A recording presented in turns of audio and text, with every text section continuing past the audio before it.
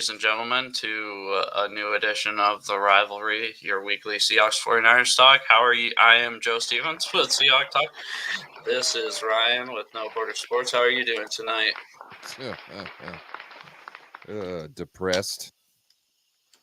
Yeah, I bet you really wish we talked last week.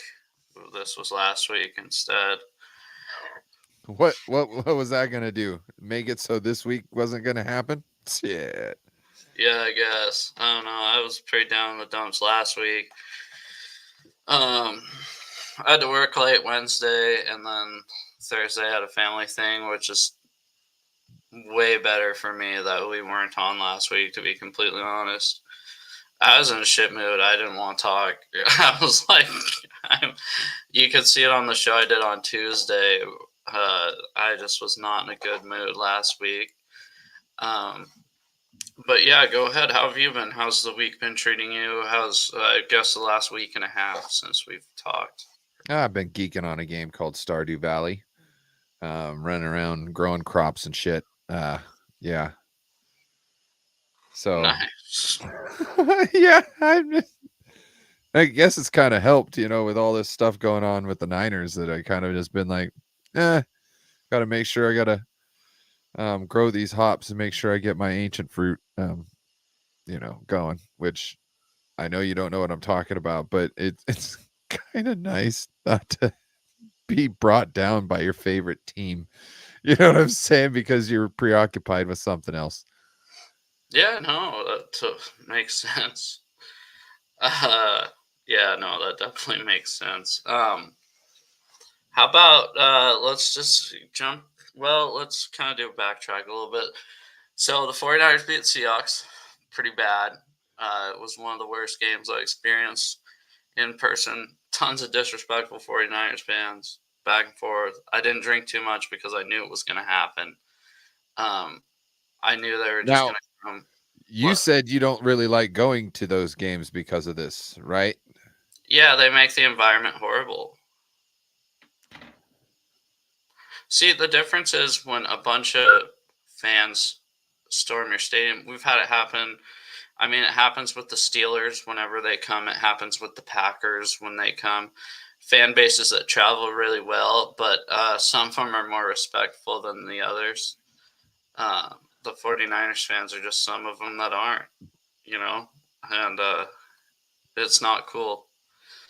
Like I said, I was sitting next to one of them, and like I said, because he was kind of, he said, I'm embarrassed that they act like this, screaming at people walking up and down the aisles. And I told him, I go, if I go to an opposing venue and I'm wearing Seahawks stuff, I'm going to be on my best behavior as a fan, right? Because I don't want to be, that's not my home stadium.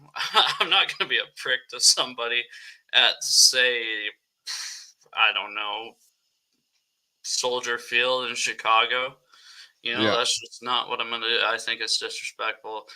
Don't like it. Whatever. It happens. I think too many Seahawks season ticket holders sell their tickets to online, right? And don't care who they're selling them to because they just want to make money. I think that's a big problem. I'll tell you what really irritated me the most, more than the Seahawks losing, is I went pee and I hear the crowd just roaring, and I can't tell who scored, right? Like, usually if an opposing team scored, I'm serious. I'm not even making it up. I go back, and Deebo Samuel scored a touchdown. I was like, this sucks, dude. Like, that's how embarrassing. And it's not just on 49ers fans buying the tickets, it's Seahawks fans selling their tickets. That's the biggest part, but enough about that. We got dominated. We are super hurt. I know you guys are too. That was I think that was the most injury riddled game we had. With two of our three starting cornerbacks out, like four defensive linemen. Anyways, yeah. It was I remember, didn't I text you? Like, had me worried there for a second. because don't know. I think he brought it within 10 there in the third, 10 points within the third quarter, 7. 7. And then I was like, oh, geez. Oh, And geez. then DK ran the wrong route. So Geno threw an interception right to the defensive back. I mean, if you're just watching the play, you don't watch it over. You're going, God, where's he throwing it? But you watch it, and DK took the blame for it afterwards. But you watch it, and DK is supposed to cut under that defensive back, kind of a shallow safety. Instead, he goes over the top, and Geno just throws it right where he thinks DK is going to be, but he wasn't. And DK throwing a temper tantrum on the sideline. I was pissed. I wanted to bench him for the Falcons game. I was so mad when he grabbed the headset and started yelling at Ryan Grubb. I was ready to I was like, fuck it, done, show him. But I mean, he came up and he showed out last weekend. So, uh, you know, I'm a week removed from being that angry. Almost 2 weeks, because that was a Thursday game. Which interception was that? I just remember, was that the one Renardo Green got, or Mustafa? I The don't know. safety, number 6 or number 22? I don't know. It was the last one. Oh, so I think that was Green, where he cut when the defensive back cut in and just closed on the ball quicker. Am I correct? No, he didn't really close. I mean, he threw it right to him because DK ran way deeper than he should have, about 7 yards deeper than he should have. But yeah. Oh, because the one I'm thinking of, Renardo Green, he was known, and well, not that he was known, but all the clips I've seen of him getting interceptions and whatnot in college was these, like, on these crosser routes, and he just cuts in and speeds up and gets in front of the wide receiver and intercepts the ball. And I was like, oh shit, that's exactly what he did in college, which to me means it's slowing down enough to where he can get back to his style of play. Yeah, I think And I mean, no knock on this guy at all. I think right. I think Jamal Adams could have picked that off because of the dysfunction.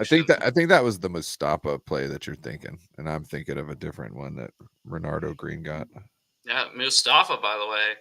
Next game, maybe we'll just send Kenneth Walker right after that guy, because he can get ran over easy. Oh That guy God. got his ass blown up by Patrick Mahomes. That was impressive. Yeah, yes and no, because he was putting other people on his ass the whole game. So, I think first thing, he should have gone a little lower on Mahomes. He There's was on also his heels, obviously. we'll talk about a play later, because I Yeah, no, showed I you. saw it. Yeah, we'll talk about that. So, way to bring it up early. No, I saw that. I Yeah. was laughing so hard when I saw fucking Mahomes run over that defensive back. I was like, Jesus Christ, dude. That was like the level of embarrassment I had whenever Jamal Adams would do something like that, just embarrassing. I was like, oh, I know what that feels like, to watch one of your players just look like an idiot out on the field, because it is Well, Patrick Mahomes, and he's not really known for trucking people. So yeah. no. Like I said, I think Patrick Mahomes is the best quarterback in the NFL. I've said that before, time and time again, but he's not Earl Campbell out there. Seahawks Eddie, how's it going, man? Nice to see you. Oh, new profile picture, I think, unless I just haven't noticed. No, I think that is new. Sweet. Yeah. But yeah, how about you want me to get into the Seahawks, or you want to start talking about the 49ers last week? Or No, just Sunday? you go into the Seahawks. It'll make me feel better not having to talk about the 49ers till the last second. Okay, well, obviously the Seahawks won by 20 points, which I can't remember the last time we've actually won by 20 points. We always play it close, right? We really got after Kirk Cousins early and often, and he was affected by, we had 3 turnovers, 2 interceptions, one strip sack that ended up being a touchdown. Finally fed Kenneth Walker the ball quite a bit. Looked really great. I think he rushed for a touchdown and caught for a touchdown too, received for a touchdown. And then, DK, 4 catches, 99 yards, a touchdown. Geno looked awesome with I mean, he was getting pressured, but he wasn't getting sacked. And he just was stepping up in the pocket, making his throws. Everybody kind of looked on page that game, which was great. We had our 4th string right tackle in there, Mike Jarrell. Big shout out because he's a huge upgrade over the 3rd string tackle, Stone Forsyth, who just got put on IR today. And I hate to say it, but everybody was stoked that he's not coming back because he was so bad. So bad. I'm not really into Pro Football Focus grades anymore, but if you look up Stone Forsyth, guys, it might be the worst in the NFL. Didn't you guys draft that guy? Way before I started doing this YouTube stuff, probably 2022, No, Yeah. it was 2021. Well, it was the last year that Russ was here. I don't worry. I got one of those guys too. And he's on the starting line. Eddie, we'll get to that in injury news and transactions. Actually, yeah, the Seahawks made a huge trade today. They did? Yeah. Did you see where Robert Saleh went? Yeah, the Packers. That's cool. Yeah. Good for him. I mean, after Aaron Rodgers fires you, just go to his last job and try to beat him. I don't know. Has anybody said that? I just thought that on the spot. Hey. Somebody's probably said it, but you heard it here, folks. Somebody's probably said it. World first. But yeah, no, just speaking, I think you really saw Kenneth Walker back 100%, even though he had the flu, but physically 100%. You really see the difference between Walker and Charbonnet when they're at 100%, because, Charbonnet, if it's a 0-yard gain, it's a 0-yard gain. If it's a 1-yard gain, it's a 1-yard gain. But Kenneth Walker, I think the biggest thing with him is having the wiggle to make a no-yard gain into a 2-yard gain, which I said this yesterday, but do that 2 times. Say they run it right up the middle 2 times in a row and he gets 2 yards. I mean, that's 3rd and 6 compared to 3rd and 10. A lot more manageable. Just staying ahead of the sticks is what we're doing. I mean, sometimes he does act like a late gen Sean Alexander, where he's always trying to lose 3 yards to try and bounce it for 20, but he never gets the bounce it for 20. So he just loses 3 yards and then loses 3 yards on the next down. And then it's 3rd and 16. Who are you talking about? Kenneth Walker. He's kind of, to me, sometimes like he needs to just fall forward for a couple like Marshawn did. Well, no, that's what he's been doing. That's what I brought up. Yeah, because he's always. Yeah, I mean, 4.9 yards per carry, pretty damn good. Obviously, sprinkling a 20-yard gain in there, it's going to boost the average a little bit. It's different when you've got an offensive line that will open up gaps for you, or when plays break down, there's going to be good blocking on the backside if you can just get there. Mm-hmm. That's not his situation right now. So he just needs to really just take what he's got in front of him and just deal with that. You know what I mean? Yeah, and he's last game he did it. I mean, like I said, he looked really good. So you just have to make sure that he needs just to take the yards when he can get them and take advantage of the moments when he gets those big holes. You know what I mean? That's when he really needs to make his move. Yeah. So, I was just happy to see him involved a lot more, and which they said the offensive coordinator said they were going to do against us. Oh, we learned our lesson. We're going to run the ball, and then it was just pass. Well, I think they tried it early, and they tried it too much early to where they gave up. Right? I think that's exactly what happened. I mean, we saw the first 2 carries against you guys, if I'm not mistaken. I mean, it was 2 weeks ago, but I know. What? it's been 2 weeks. I'm like, I don't remember the game at this point. I'm just happy we won. You know what I mean? After last week, I think the first drive was a 3-and-out. No, it wasn't. Or yes, it was. I think maybe the first drive we marched it down into kind of field goal range and then threw an interception on the sideline, trying to throw it to Lockett, who was double covered. God, I don't fucking remember, but I remember early in the game, Walker just getting stuffed, and me thinking, well, when you tell them you're going to run it at them all fucking week, and they know exactly what's coming, I mean, maybe, I realize coaches know these things, but maybe just hold your cards a little bit closer to your vest and saying, "Oh yeah, we need to run the ball. We're gonna run the ball. We're gonna run 90% of the time." So, but anyways, looked awesome last week.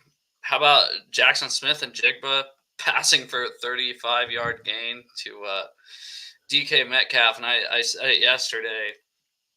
If he did not, he threw it into like triple coverage. A moment when Jackson Smith and Jigba starts throwing the ball, it was kind of a bubble. It looked like a bubble screen, and then he throws it deep to DK.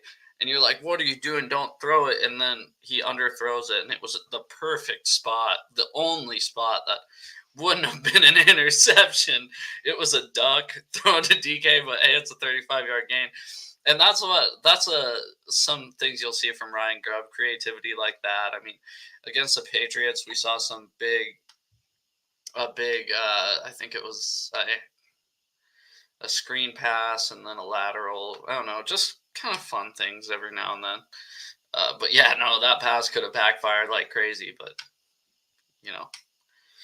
tell me about your 49ers, because it's all looking pretty good on my end right now. Oh yeah, we're in first place again. Your guys' reign in first place lasted 1 week again. Well, we can't beat the Chiefs. We can't beat Spagnola. Mainly Spagnola, I would say. We can't beat Spagnola, and we can't beat Patrick Mahomes. So I know where you should bet next time the 49ers and the Chiefs play. I don't bet against Patrick Mahomes. Oh my God. Dude, I'm sick and tired of this shit. What? Just losing to that fucker. Yeah, how do you think we feel? Oh, shut up. But it's true about it. You've got you don't care. You don't care about it because we've been to the promised land a couple times, and every time that fucker gets it. Or Joe Flacco. Not really I'm not even worried about that one right now, because it's not as recent. You know what I mean? It's not as the pain isn't as deep. I don't know. We're in bad shape, dude. With Brandon Ayuk being out out for the rest of the season with the ACL and an MCL, that's really going to hurt the offense. Well, it potentially could really hurt the offense to the point where they'll just play man on us. And I don't know if we've got any pure man beaters when it comes up to playing teams that have, like really good corners. So that's an issue. So yeah, the only good thing. Tell me about the game though. Some things, because I didn't really watch it. I had it on, and I remember thinking, why the fuck isn't this on Sunday Night Football? I was surprised that it was at 1 o'clock. I was like, well, cool, I guess, because I'd much rather. I actually fell asleep at 6 p.m. on Sunday, so I didn't even watch the Sunday Night Football game. I didn't watch the Sunday night game either. I was playing Stardew Valley because I was like, fuck football. Really? I was a butthurt bitch. That's how I felt last week. I did want to bring this up because I didn't have the chance to say it because we weren't on last week. Seahawks losing 3 times in 11 days. That was a rough fucking stretch, boys. I mean, that was bad. Uh, So what? so what a lot of people that I was listening to were like, the Seahawks might actually win this one. And I was like, Again, you know what? Yeah, it's probably true because yeah, 3 in a row. You're also just you need a win.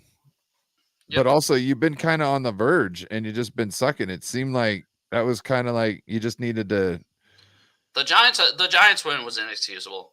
The Giants win was inexcusable. It's like they showed up and thought, "Oh yeah, we're just gonna kick the shit out of these guys because they're." George Kittle is fucking ugly, dude. Somebody else was watching this. No, he's not. God damn it. Sorry. Maybe it was a different. I had a conversation about how ugly George Kittle was because somebody that I know, somebody's girlfriend thinks he's hot.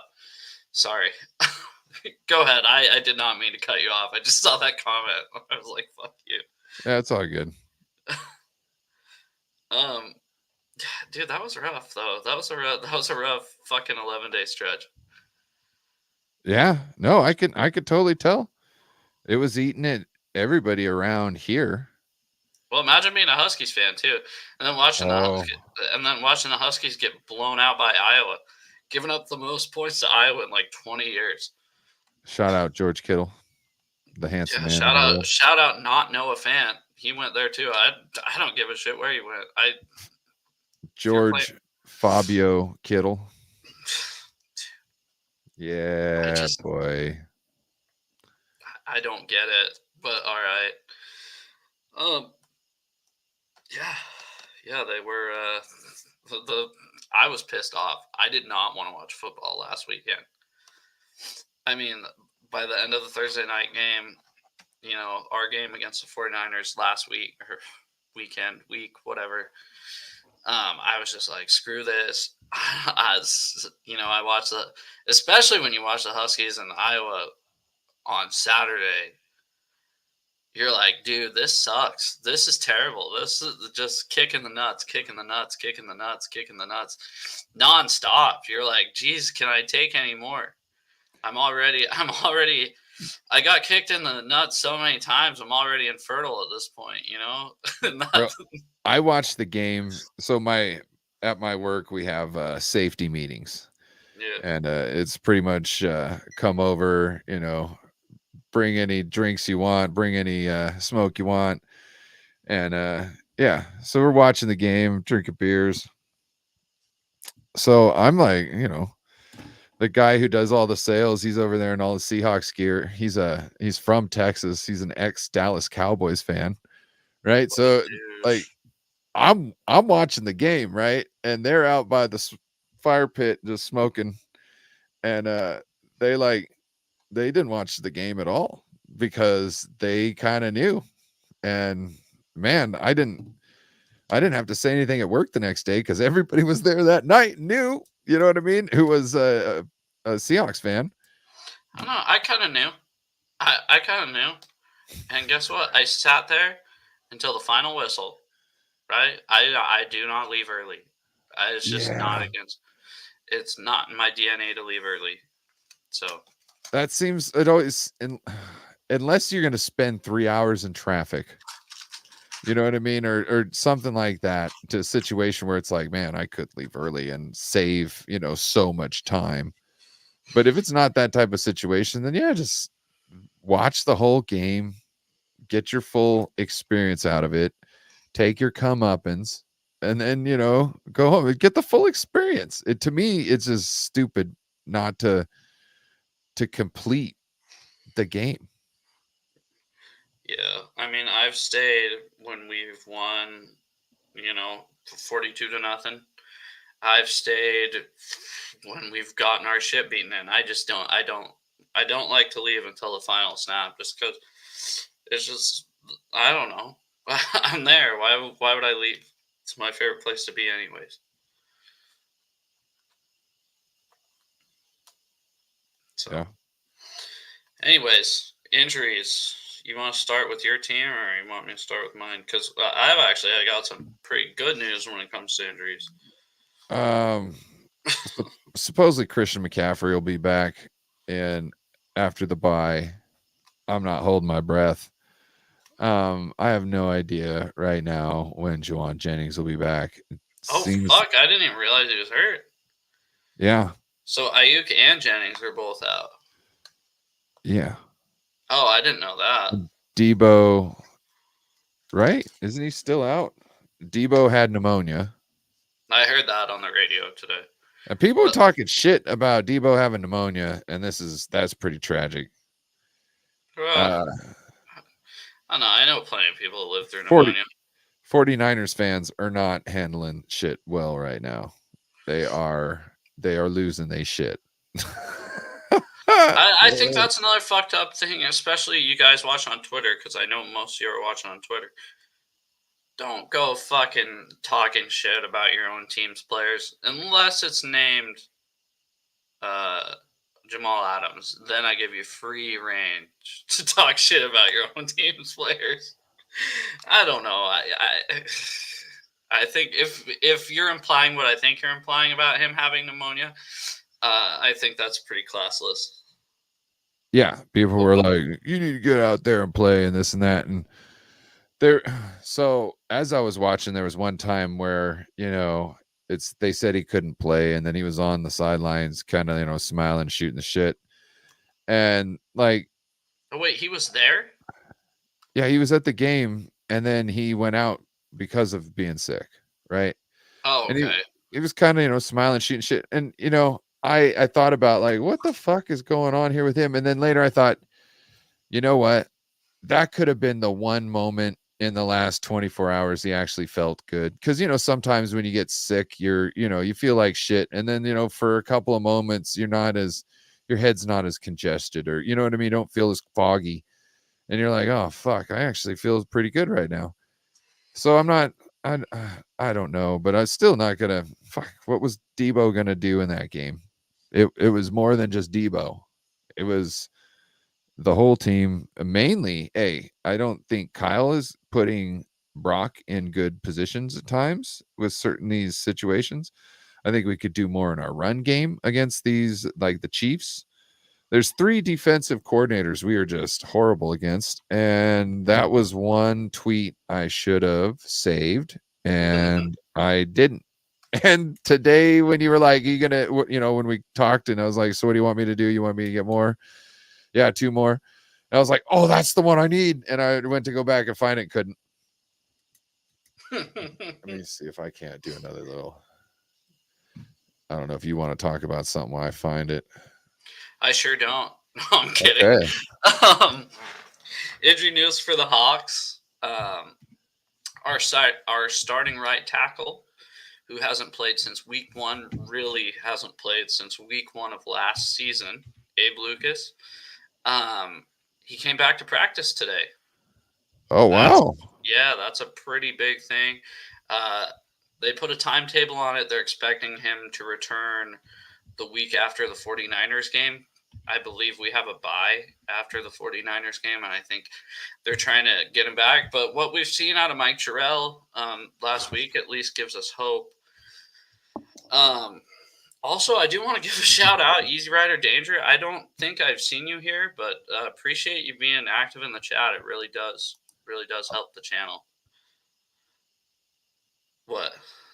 Oh, we'll talk later. And then I figured it out. Okay. It's Kyle versus Spags, 0-5. Kyle versus Flores, 0-3. Kyle versus Schwartz, 1-8. Yeah, that's not bad. He got a win. They all run the similar scheme. Yeah. Oh, yeah. Hey, out of 8 times. Out of 8 times. You know what I'm saying? 9 times. 9 times. Yes. 1 out of 9. I'm sorry. He's more than 10% against. Jim Schwartz, I feel like, would be nobody's kryptonite. That's kind of bizarre, actually. Yeah. Well, they all run the same type of scheme. Mm-mm. And it really screws with Kyle. And I don't think his passing concepts are good enough against these guys when it matters the most. Yeah. So when you need to win the game in the last couple of seconds, his passing concepts aren't. I don't think they're complex enough to really put the defensive backs in a bind to where we can get a good enough separation automatically, like schemed up. That's why Brandon Ayuk is so important in our scheme, is because he can win one-on-one against. He has the talent. Yeah, he's got the talent to win on one-on-one. You can just draw a straight line route, and he's like, "Yep, got it." You know what I mean? Open. So that's why it's so hard. I do think this one's kind of funny. It does explain your receiver situation. Ricky Pearsall is our starting wide receiver. Mhm. The guy who got shot in the chest 2 months ago. He got shot in the arm. I thought he got shot in the chest. Oh yeah, it was the chest. That's right. Yeah, because you did text me when that happened. Oh no, you said Ricky Pearsall got shot. I responded, LOL, heard. Yeah. Douchebag. Yeah, that's me. No mercy, I show. I liked it when he played in college, but once he went to the 49ers, he could just die. Yeah, that's kind of how I feel. No, I'm joking. No, not die, obviously. Right, but you're dead to me, kind of, once you go to the 49ers. I mean, Dante Pettis, that sucked. I was like, Jesus Christ, why? That was a Trojan horse. Yeah, well, he was pretty damn good here. Fucking cat boy. Yeah, no, Dante Pettis. Budda Baker's another one. Like, every time you see Budda Baker, you're like, why the fuck did the Seahawks pass on him? He was like picked a couple picks after we picked Malik McDowell, who never played a snap for the Seahawks. And then realistically, it kind of, if we had Budda Baker, we'd never trade for Jamal Adams. It's just kind of a. I know. Imagine where you would be. Imagine where you would have been those years with actually somebody who's talented. Yeah, I mean, let's not kid ourselves. I mean, I hate Jamal Adams more than the next guy, okay? But Jamal Adams is talented and was talented at some point. Whoa. Not when he was with you. The first year, I mean, he had 9.5 sacks, which is fucking insane. But the actual... How many pass breakups did he have? Yeah, quite a few breakups. The breakups were the thing, but how many balls to the face mask can you get when you should have had an interception? Whoa. I mean, that was kind of the biggest thing. It's like, dude, it was embarrassing. So, anyways, injury news. George Fant, our second string right tackle, returned to practice today. As I said earlier, the third string right tackle got put on IR, so we still have the fourth string guy in Jarrell, but he really performed admirably for being thrown in there. Other injuries, looks like Breek Woolen's going to be coming back this week. He was limited today in practice. Doesn't look like Trey Brown's going to be back, so probably going to see a little bit more of Jeremiah Pritchett, even though he is also questionable, but I think he will play. Obviously, we got Byron Murphy back last week. Huge guy to have back. And then transactions, we traded Jerome Baker, our one of our starting inside linebackers, for Ernest Jones, the Titans starting inside linebacker, who had 145 tackles last year for the LA Rams. So, anyways, that was my rundown with transactions, and I think it's a great trade. It shows that we want to win this year. It really shows that we want to shore up that run defense, because the first half against the Falcons looked atrocious. But yeah. Anyways, that was a big move today. It shows that we are evaluating our weaknesses and improving on those weaknesses. So, anyways, what's your deal? Any transactions you guys have made, or just any injury updates? Like you said, McCaffrey possibly coming back. Last time I heard, we put Brandon Ayuk on IR. We brought up, was it Evan Anderson, D tackle, up to 53, and then we brought who was it? It was like some guard. We brought some guard onto the practice squad that we haven't had on there before, which is kind of telling because it just means that all the other, well, I don't know. We also lost Chris Hubbard to somebody. So yeah, but he was more of a tackle, a tweener. So I don't know. I don't know if it means that somebody like Banks might not necessarily be an issue, but they're looking to be ready just in case. You know what I mean? Like they see something coming on the offensive line that trying to find somebody else. I don't think you're getting anybody who's going to be a starter anytime soon off anybody else's practice squads like the guy we just picked up. So, but I think there's definitely an issue with our line, and I think it showed. But we'll get into that in the tweets. Let's preview next week. Just a quick preview. Do you want to start, or do you want me to? I'll start. I think this is an automatic win for us. We got the Cowboys.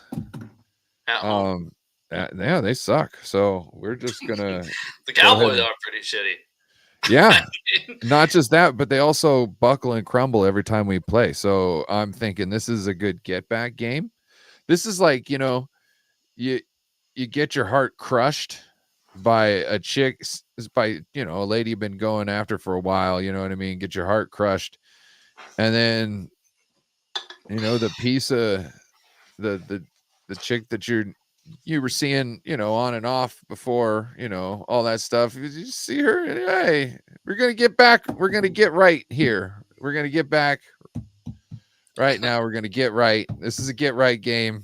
Thank you, Dallas, for being our friend.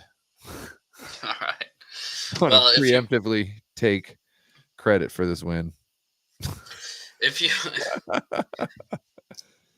you want more analysis for next week's game, you can watch my show. Yesterday, we kind of did a full, I guess, preview of the Bills. I think one thing that the Seahawks really need to do, not just pressure Josh Allen, need to wrap him up and get him down, because there was a lot of pressures last week. A couple sacks where if that's Josh Allen in the pocket and not Kirk Cousins, that ball is gone, you know, or he's gone. Not the ball. Sorry. I mean, he's a huge guy. He's not going to be there for you to get the ball out, you know, and have all these issues. Yeah. So, I mean, yeah, exactly. So, you know, the missed tackles really cleaned it up in the second half. This is me just kind of griping about the first half of the game last week, if that makes sense. But it just, we need to get to him, and we need to not just pressure, but finish. I think that's a big thing, because we lead the league in pressure rate, but pressure rate as in, I mean, it counts if Devin Witherspoon blitzes and runs, you know, right past the quarterback. I think pressure and actually getting there are two different things, and we need to actually get there. So, but should have, like I said, we're getting healthier, which is a big thing. I'd rather be getting healthier right now than the opposite. So, yeah. Yep. I just this is hope gonna be a tough one for the game. Seahawks for sure. I mean, the Bills are a damn good team. I still think they are, and people. It depends on which one shows up. Yeah, that is true. But I think people thought, oh, Diggs is gone. Josh Allen's not going to do anything without Diggs, right? And then he shows that, boy, he's thrown, I think, 13 touchdowns and 0 interceptions this year, which is crazy because Josh Allen was known for interceptions really his whole career. So the Bills are looking good, but we got to run the football. I know this sounds so cliche. We have to run the football, and we have to play good defense. That's the success to winning. I mean, in any level. Yeah, let Geno cook. Fuck it. I mean, he leads the league in passing yards still, I think. So, but yeah, let's get into tweets. of the week. Yeah. All right. That's your first one. A little blurry, guys, but should have started Ryan. from last week's first, but sorry. Yes, this one's blurry, but this was of a moving video, and I'm trying to it says, oh, we're always in a tough spot as defense. It's time to that's a fine line you have to toe. It's tough. Quarterbacks fake going out of bounds and stay in bounds. The decision you have to make. So one thing I posted a couple down from here was we had Jimmy Ward. And Jimmy Ward, if you remember in the playoff game, Jimmy Ward fucking cleaned Geno's clock at the end of a half, giving them a penalty which got you in field goal range. But that was after Geno slid. Right. But what Jimmy Ward was telling everybody was, I don't care if you slide, you're getting hit, bitch. And which is a dirty play. No. Well, yeah, yes and no. But what he was trying to show was, don't run on us. You stay in your back in your pocket and you pass that ball or you throw it away. But this is the message he was putting down. You ain't running on us, bitch. You know what I mean? And I would like to see our defensive backs in situations like this when Patrick Mahomes does his little step like, oh, I'm going to go out of bounds. And if he hesitates, tattoo his ass out of bounds. See, that's my thing is don't even tattoo his ass out of bounds. You don't have to fucking hit him hard. No. Tattoo him. No, you don't have to. Here's the thing. If he looks like he's going out of bounds, right, shove him out of bounds. Fuck it. And if he flops, he flops. I understand that. Don't just do it to send a message. I mean, there's ways to play defense without sending a message like that. It's not just for Patrick Mahomes in this situation. This would be, we play Josh Allen in a couple weeks. This would be a message for Josh Allen because it's going to get on SportsCenter. And Josh Allen's going to be like, oh, shit, we paying him a couple weeks. I'm going to remember not to do any fancy stuff on the sidelines. I'm just going to get my first down and get out of bounds. You know what I mean? I think Josh Allen's a different piece of Mahomes. I mean, Josh Allen, I think he can run over most defensive backs. Just a situation, a hypothetical, just relevant. I get it. This is what I would like to see out of them is I don't want you to put Patrick Mahomes in the hospital or break him in half. I want you to knock him on his ass. And to the point where not only him, but every other quarterback in the league that has to play you is going to take note of that. You know what I mean? That, hey, if you want to play this game, that's cool. That's cool. Collect your yards, but there's going to be a toll and don't come up short. But are you guys going to be up in arms when somebody does it to Purdy? Sure. That's what I mean. Not really. Purdy gets down way beforehand. But what I'm saying is if he did did it. They did the Lions did it last year. Nothing was said. It doesn't matter. It doesn't matter. With as many times as like the Chiefs can hold Nick Bosa and them not call it, I don't care about the penalties anymore. You know what I mean? Obviously, we're not playing on the same playing field, so just clean this dude's clock, get your 15-yard penalty, and let's move on. Yeah, no. There's a few teams that are favored by the refs in the NFL. Yeah. I think the 49ers are one of them. What'd you do? I believe that there's times that we might get away with some. I'm not totally sure because you also have to understand it depends on people's what they can see, what their range of vision is, essentially.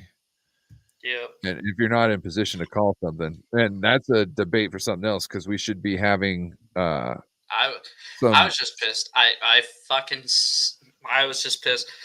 The Seahawks 49ers game.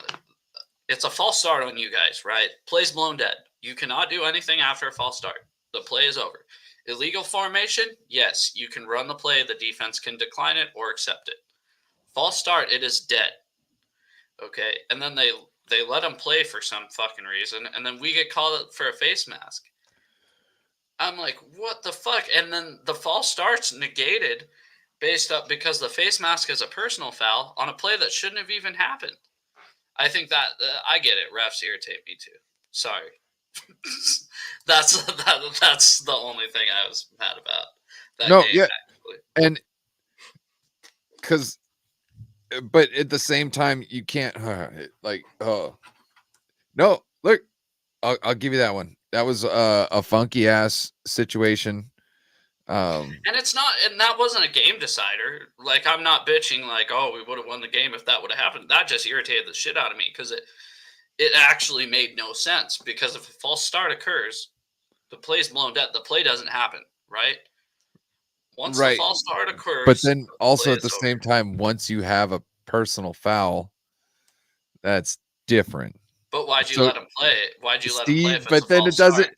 it doesn't, it look, you can't go, oh, well, hey, you No, can I'm get mad away that with they that. didn't blow the play dead right No, when it no, happened. I get They you. I get you. It's just a fucked off, it's like a quagmire. giggity. Yeah. Anyways, let's fucking move on. Sorry. No, let's talk about penalties some more. Uh, Ooh.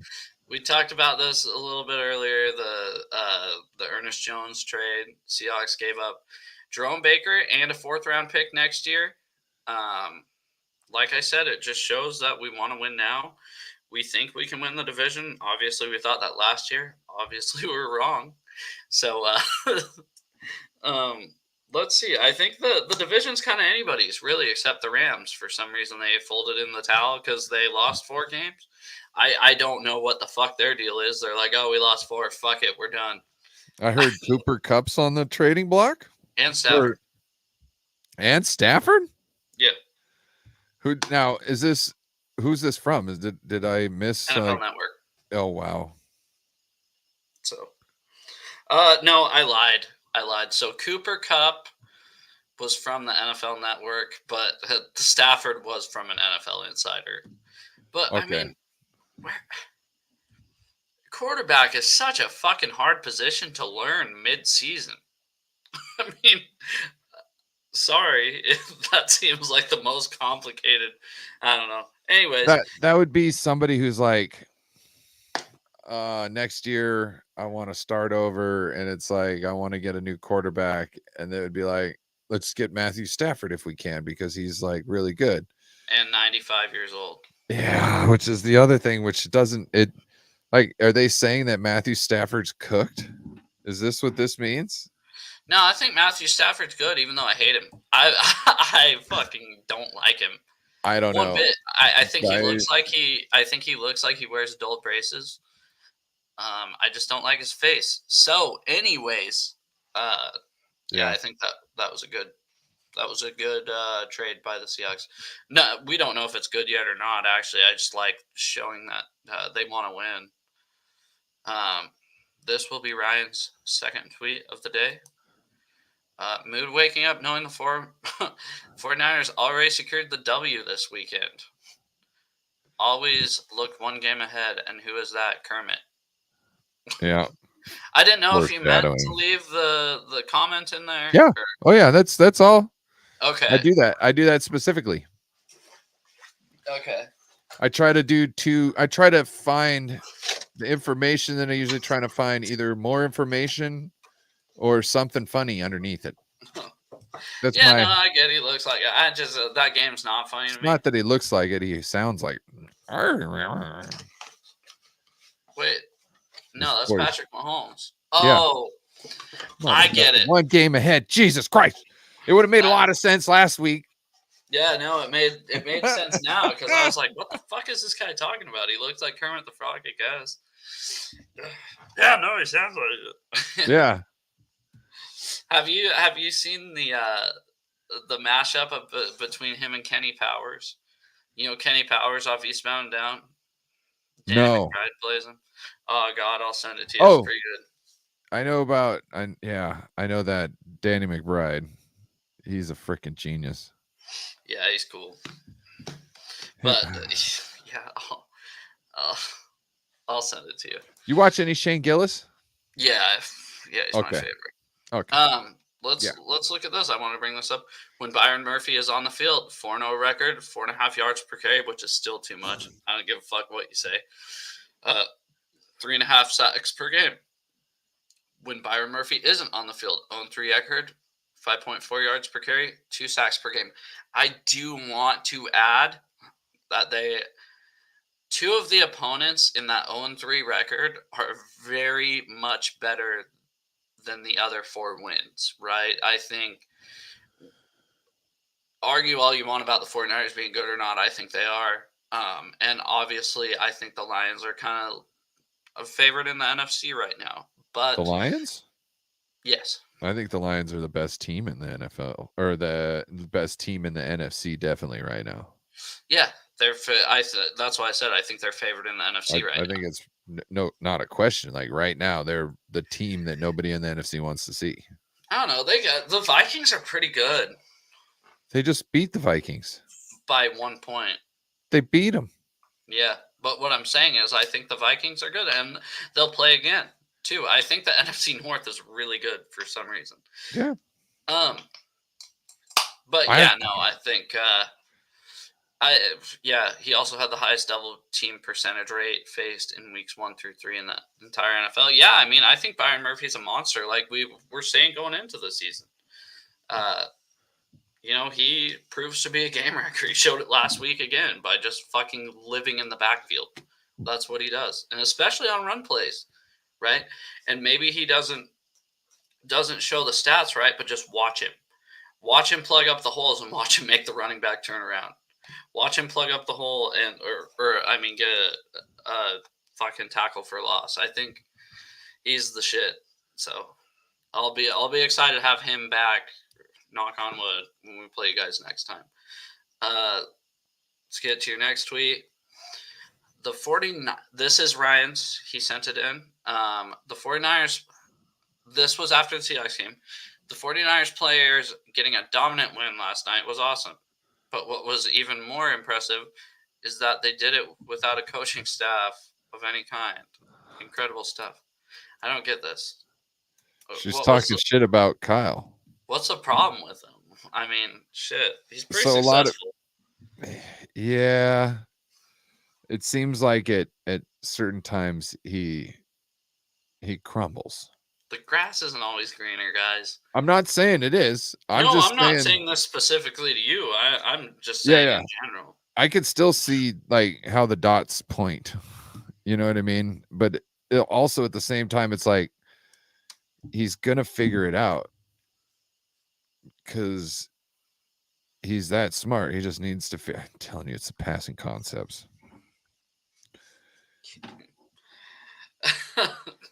Talk more about this? I don't know enough to really speak on it, but I don't think he's spreading. I don't think he's attacking the certain defenses that, like, if you're going to get press man, then we need to figure out how to get our best player off scot-free.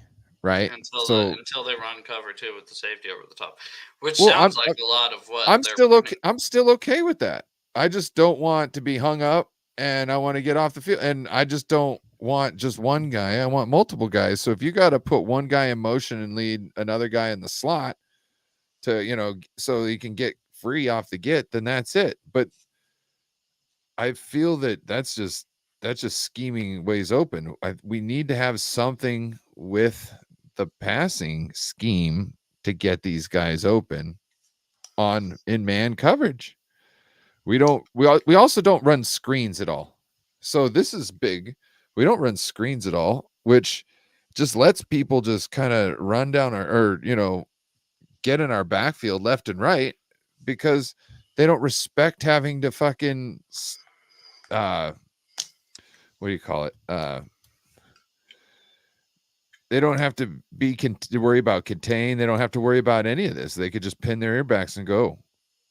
And if you're moving the launch spot, which he's been doing more with Brock, like through boots and stuff like that, but still, we need to move launch spots, and we need to find a way to run some screens to get them going. He looks like he's aged a little bit. He's aged a lot. Like, just from last year to this year. Bro, it reminds me, you ever seen the pictures of Obama? Yeah, well, especially Obama, because he looks all young, and then pow, just like he got smacked in the face with father age. You know what I mean? Bam. Time. Father time. But I was like, yeah, no, I was obviously. This is what we put him through. By the way, I watched kind of not really the highlights of the game after the Seahawks 49ers game, but just the some stuff on Twitter, some stuff on Instagram. And they showed a close up of Kyle Shanahan. I was like, fuck, he's old now. I mean, yeah. Shit, he needs a haircut too. I mean, he looks fucking ridiculous. Anyways, let's go up to Richard Sherman's tweet. Known Seahawks hater. Richard Sherman. Oh, wow. They never give Geno enough credit. He is under the most duress all game and looks like a surgeon when kept clean. So if you look at this picture, right here. If you look at this picture. Sorry. That's fine. If you look at it, Geno's on the 40-yard line. All right. You see between the 40s, that's Geno. That was a touchdown pass. You can't even see him, right? Because it looks like he's swallowed up in the backfield. Nope, he stepped up and fired a rocket to Metcalf right before the half ended. I mean, that's the stuff from Geno Smith. Like I said, but I say it with this guy all the time, Zach from Zach Talks Hawks. If his name isn't Geno Smith, he gets a lot more credit, and I think that's kind of one of the big things I wanted to say.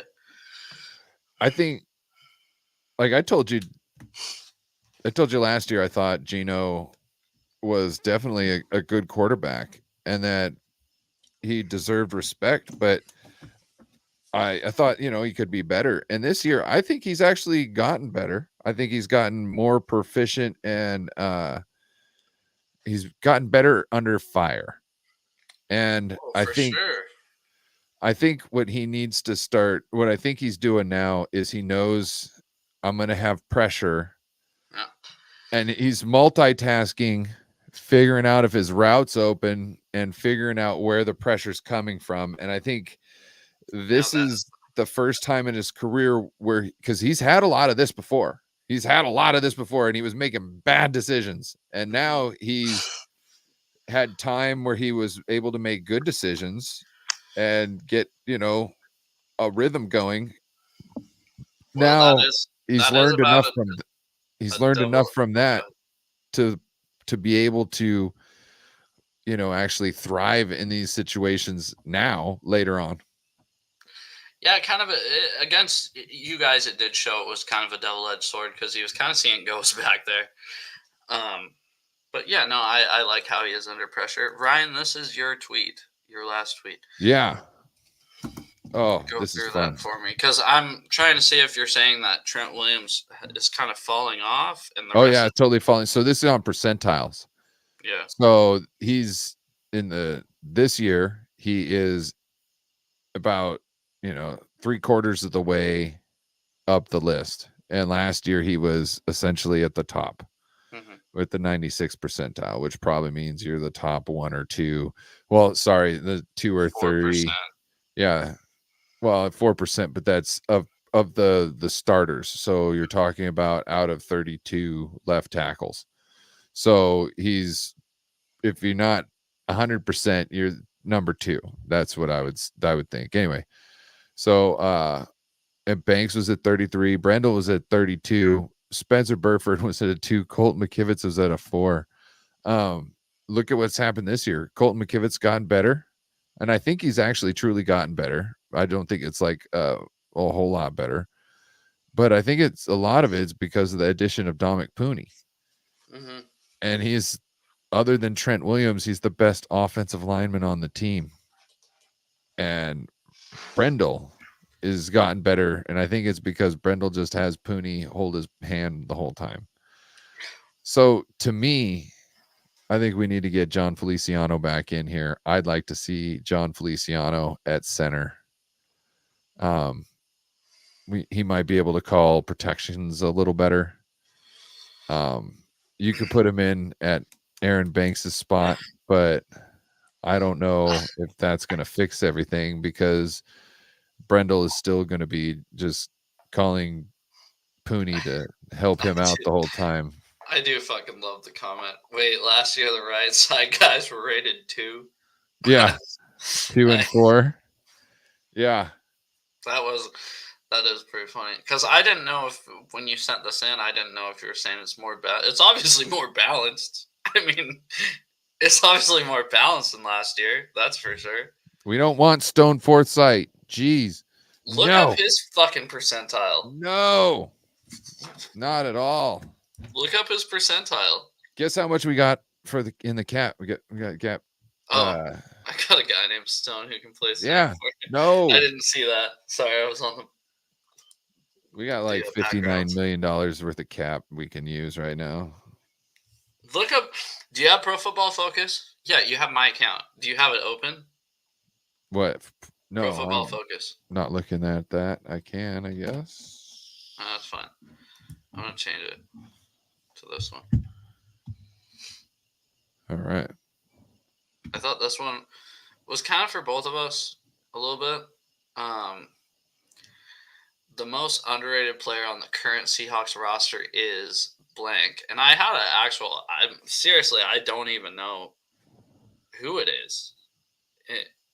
In my opinion, maybe Hankins, because of how good he is against the run. Stone Forsythe.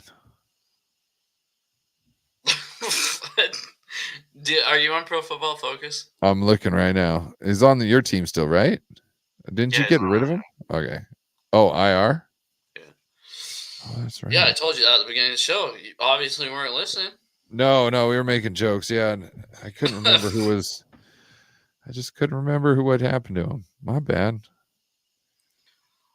Oh, fuck, man. I remembered that you drafted him.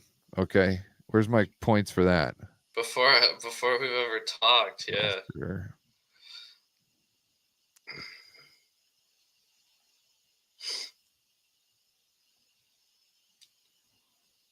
Oh, he's ranked 43.1. What are you tripping about? He's no. He's 74th out of 76. Okay. Yeah, there you go. That's how I want. Who's worse? Can you look at the two people who are worse? Let's see. 74th out of 76.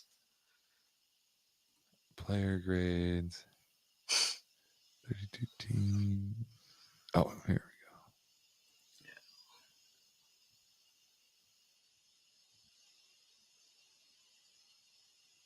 Spencer Burford. I'm kidding.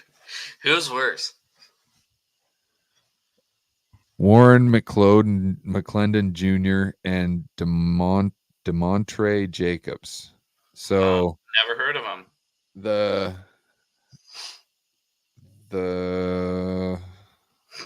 The Rams tackle and the New England Patriots tackle. Obviously, they're both in the 30s. Contenders. They're both in the 30s. Anyways, Zach says the most underrated player on the current Seahawks roster is Charles Cross. Without him, we're doomed. Yeah. Colton McKivitz is rated a 73 right now by PFF. Let me ask you this question, because this is kind of what I want to end it on. Who do you think is the most underrated player on the 49ers roster? Because I still, like I said, maybe Jonathan Hankins, because of his run stopping ability, but we haven't been able to really stop the run either. So is he really underrated? Would we be worse without him? Maybe Julian Love, because he is a Pro Bowl player, and he's the most underrated player, you think, when he's rated the highest on your team? Wait, what? Sorry? Julian Love's rated the highest on your team as far as last I looked. Like Pro Football Focus? Yeah. That's not what we meant, like national attention, media wise, or like Oh, people talk about. Most yeah. underrated. I'd say Juwan Jennings for the 49ers. But he's hurt. Yeah. But he's gonna not a stay part of my hurt. team. But he's not a part of my team? He tore his ACL. Who did? Juwan Jennings. Did he? No, I just made that up. Yeah. Sorry. Malik Mustafa. Yeah. Getting run over by Mahomes. He was on the verge of being that guy. No, it's Dominic Pooney. I would say it's Dominic Pooney. He's probably without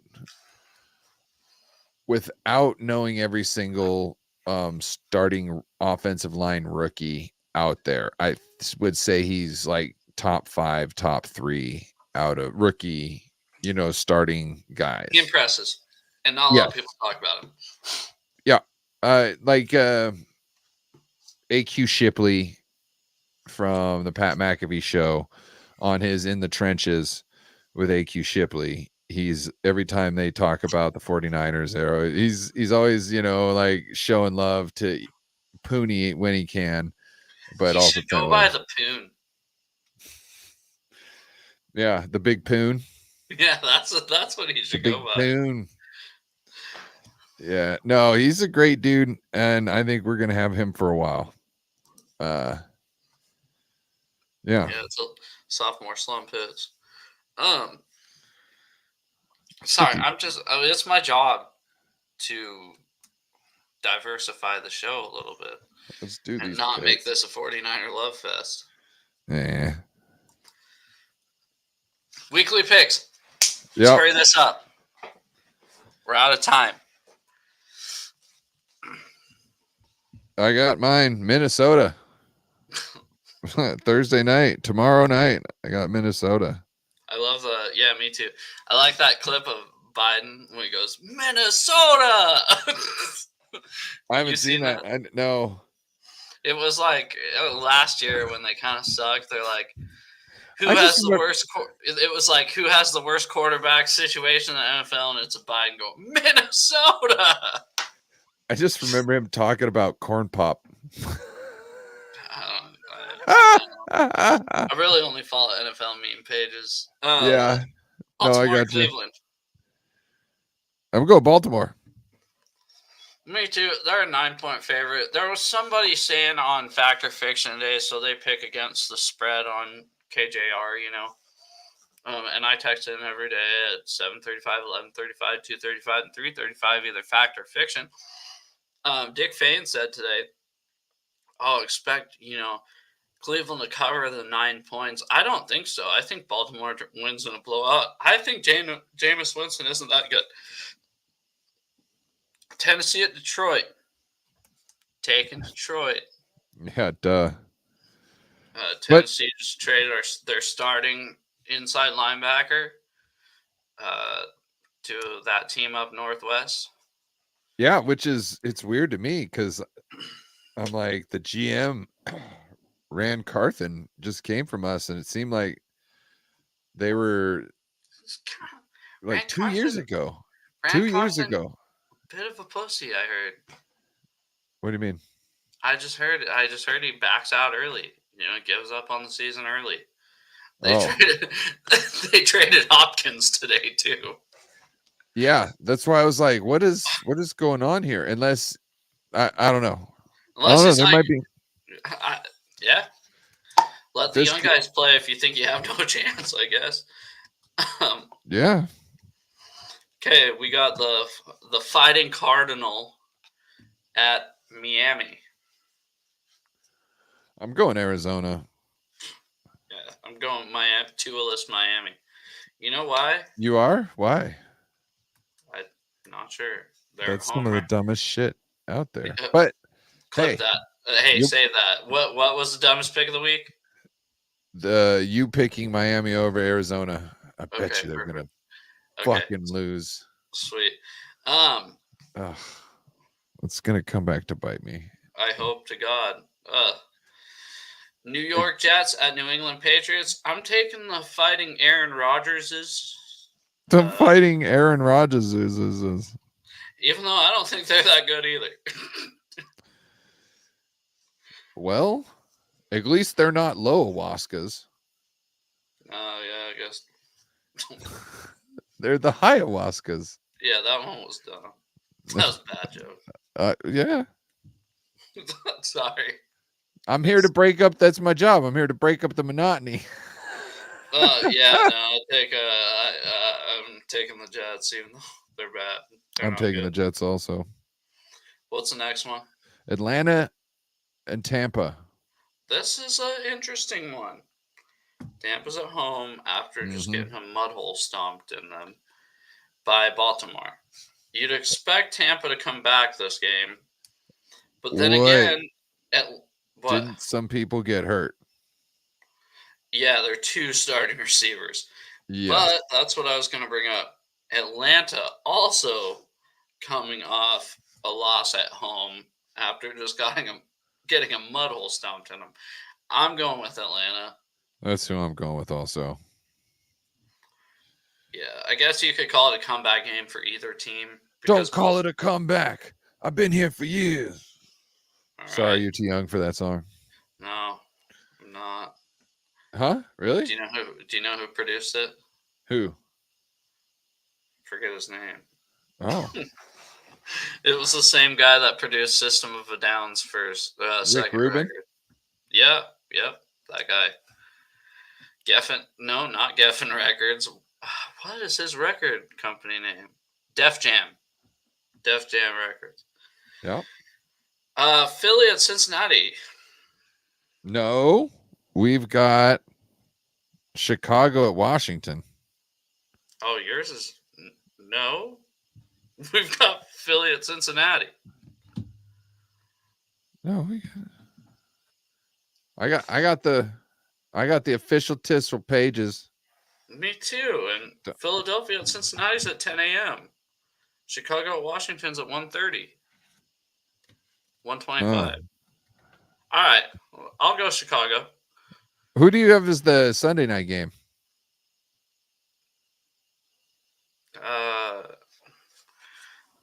I was going to say something politically incorrect. The Cowboys at the Gold Miners. Okay. Okay. I want to hear this politically incorrect one. Maybe after the show. Yeah. Definitely after the show. Okay, no. Chicago over Washington. I'm taking the Bears. Whoa, I'm going Washington. Who you got next? Well, can we move to Philadelphia at Cincinnati now? Sure, Philadelphia and Cincinnati. I got Philadelphia. Cincinnati. All right. That's Joe Burrow's on a hot streak. He's not. He just won a game. 2. Green Bay at Jacksonville. Green Bay. Yeah, me too, especially because Jacksonville coming back from London after staying there for 2 weeks. What was that? My impression of Jacksonville Jaguars. I hate the Jaguars, dude. Yeah, stay in America. Anyways, Indy at Houston. Houston. I cannot pick in Indianapolis to win a game, I think, for the rest of the year. Nah, I can. They have their quarterback back. Nolans at LAC. I got New Orleans here, but really, no, I'm taking the Harbaughs. Yeah, it could be a coin flip. I'm just picking New Orleans. So they're on. I don't think is Carr back. Oh yeah, I didn't think. Maybe I'm gonna say no on that. I shouldn't have said anything. Shut up. You just be quiet. No, I won't. Actually, that's my job right now. Is to not be quiet. Buffalo at Seattle. Buffalo for Seattle. Buffalo. Yeah. No. Buffalo.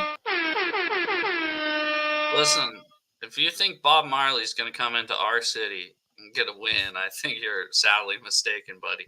Bob Marley. The Buffalo Soldiers? Oh, Juan to America. Yeah. Ay, ay, ay. Ay, ay, ay, ay. Hopefully they start at southeast and work their way northwest because they're not going to make it very far. Carolina at Denver.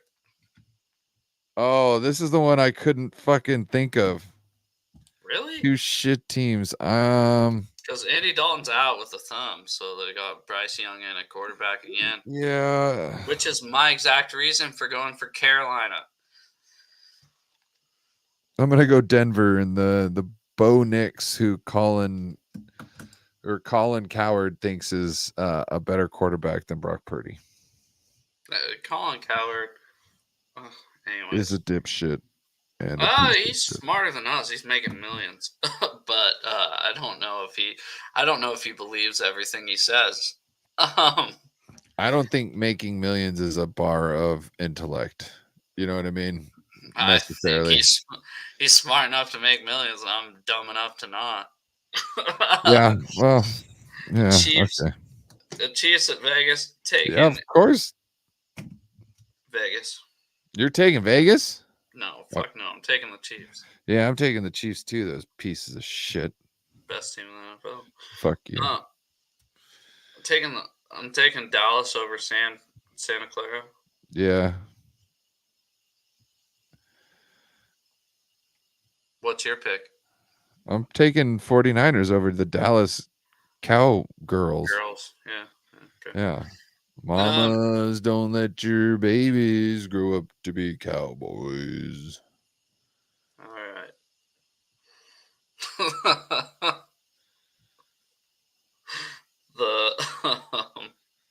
Sorry. I'm taking the Steelers over the Giants. Yes, of course. Who would be now? One thing I thought that was hilarious. Mr. Unlimited. The New York Giants gave you guys a walloping, and I remember back to last year when you sacked Danny Dimes 11 times, and then you got 8 sacks put on you like 2 or 3 weeks ago, and I was like, oh shit, that was karma. But guess what? It wasn't 11. It wasn't 11. Yeah, that's the only thing you got, right? But I was just like, man, I didn't expect them to come back that soon and come at you guys. But Stone Forsythe played that game. Okay. Oh, be quiet. Stone. Yeah. It wasn't anybody else. Okay, it was just him. Yeah. No, I'm taking Mr. Unlimited here. Is it limestone, the one that just like washes away? What's the type of stone that you? Sandstone. Sandstone Forsythe. Sand washes away. Sandstone Forsythe. Turnstile Forsythe. Turnstile Sandstyle Stone Forsythe. Okay. All right. Well, guys, that's a conclusion of today's show. It was a long one. I want to say thank you to everybody in the chat. Zach, listen, everybody in the chat, if you can, it's Zach Talks Hawks on YouTube. Go and find him. He's got a video coming out tomorrow breaking down the Seahawks and the Bills. Or it's his weekly picks. I don't remember. But Tuesdays and Thursdays, Zach has new videos on YouTube. We do a weekly show together called Seahawks Coast to Coast. I did ask permission, 49ers fans, from another show that does 49ers Coast to Coast to make sure that was okay. Like I said, go follow him at Zach Talks Hawks. If you need to find the link, it's in the description to my last live. Thank you, Easy Rider Danger. Thank you, Seahawks Eddie. And thank you, David McNiner. And thank you all for tuning in to tonight's program. We do really appreciate it. And have a good night. Peace.